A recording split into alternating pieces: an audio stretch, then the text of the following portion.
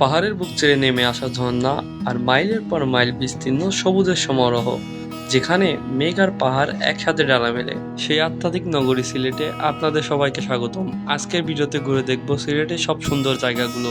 তো চলুন আজকের গল্প শুরু করা যাক। আমাদের আজকের গল্প শুরু হয় গাজীপুর টুঙ্গি থেকে, আর আমরা এই যাত্রায় যাচ্ছি আমাদের ভাড়া করা নিজস্ব গাড়ি দিয়ে।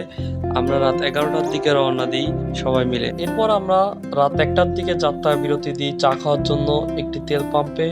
তারপর চা খাওয়া শেষ করে আবার শুরু হয় আমাদের জার্নি। এদিকে ঘুম ভাঙে সকালে। ঘুম ভেঙে আশপাশে তাকাতেই বুঝে যায় যে সিলেটে পৌঁছে গেছি, কারণ আশপাশের ওয়েদার দেখে বোঝা যাচ্ছিল মেঘাচ্ছন্ন ওয়েদার আর ঝুম বৃষ্টি নামা শুরু করলো। যেহেতু এটি মেঘালয়ের পার্শ্ববর্তী এরিয়া, যার কারণে প্রচুর বৃষ্টিপাত হয়। এখানে এশিয়ার সব থেকে বেশি বৃষ্টিপাত হয় মেঘালয়তে।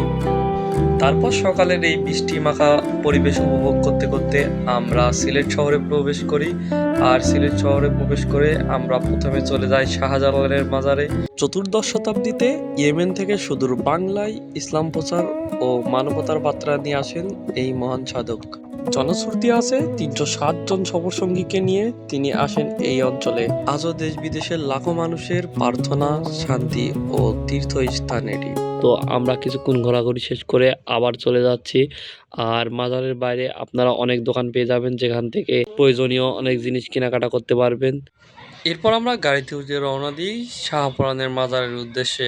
শাহপরানের মাজার দেখে সকালের নাস্তা সেরে তারপর আবারও আমরা রওনা দিই জাফলংয়ের উদ্দেশ্যে। আর যাওয়ার পথে রাস্তার দুপাশের ভিউটা এতটাই সুন্দর হবে যে আমি কল্পনাই করতে পারিনি। দুপাশে বড় বড় পাহাড়, আর পাহাড়ের বুক চেয়ে ঝর্ণা নেমে আসছে। দারুণ এক পরিবেশ। এর আগে কখনো পাহাড় দেখা হয় নাই, ফার্স্ট টাইম পাহাড় দেখছি, যার কারণে বেশ দারুণ অনুভূতি হচ্ছে। আর কিছুক্ষণ আগেই বৃষ্টি হতে মেঘে পুরো পাহাড় ঢেকেছিল। আর এরকম সুন্দর ভিউ উপভোগ করতে করতে আমরা চলে যাচ্ছি জাফলংয়ে। আশপাশে যেই বড় বড় পাহাড়গুলো দেখতে পাচ্ছেন, এগুলো আসলে সবই মেঘালয়ের পাহাড়, যেহেতু পাশেই মেঘালয়।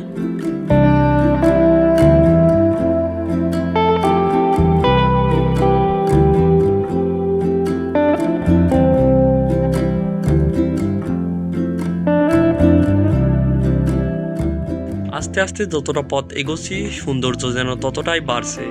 আর সেই সাথে চোখে পড়ছে ছোট বড় অনেক ঝর্ণা। পাহাড়ের কোলে ভেসে বেড়ানো মেঘ, পাহাড়ের বুক চেয়ে নেমে আসা ছোট বড় সব ঝর্ণা পরিবেশটাকে যেন আরো মায়াবী করে তুলছে। শুধু সাদা মেঘ আর সবুজ বিস্তীর্ণ বড় বড় পাহাড় দেখে যেন মনে হচ্ছে হাত বাড়ালেই মেঘ ছোঁয়া যাবে।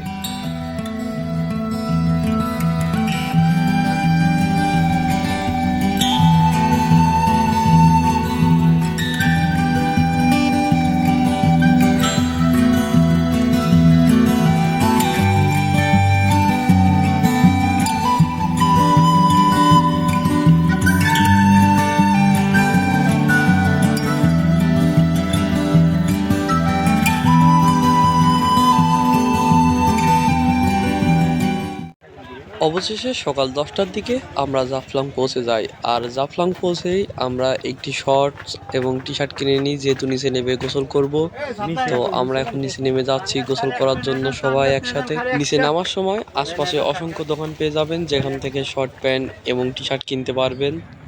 অবশেষে নিচে নামতেই চোখে পড়লো সেই জাফলং সীমান্ত। পৌঁছেই গেছি সেই প্রতীক্ষিত জায়গায়। আশপাশে মেঘলা ওয়েদার দেখলেও প্রচণ্ড গরম লাগছিল, যেহেতু এখন সকাল 10টা বাজে। তাই হাঁটতে হাঁটতে চলে যাচ্ছি, গিয়েই ঠান্ডা পানিতে নেমে পড়বো। আমরা এখন আছি বাংলাদেশ ও ইন্ডিয়ার সীমান্তে। সামনে মানে এটা ভিউ পয়েন্ট হচ্ছে জাফলং, আর ওই পাশে হচ্ছে মেঘালয়, যেটা পুরোপুরি ইন্ডিয়ার মধ্যে পড়ছে। মানে সমস্ত সৌন্দর্য ইন্ডিয়ার মধ্যে, বাংলাদেশের ভিতর খুব একটা তেমন কিছু নেই। তারপরও বাংলাদেশ থেকে অনেক সুন্দর ভিউ দেখা যায় জাফলংয়ে। আমরা নিচে নেমেই গোসল ছেড়ে নিই। জায়গাটা আসলেই বেশ সুন্দর।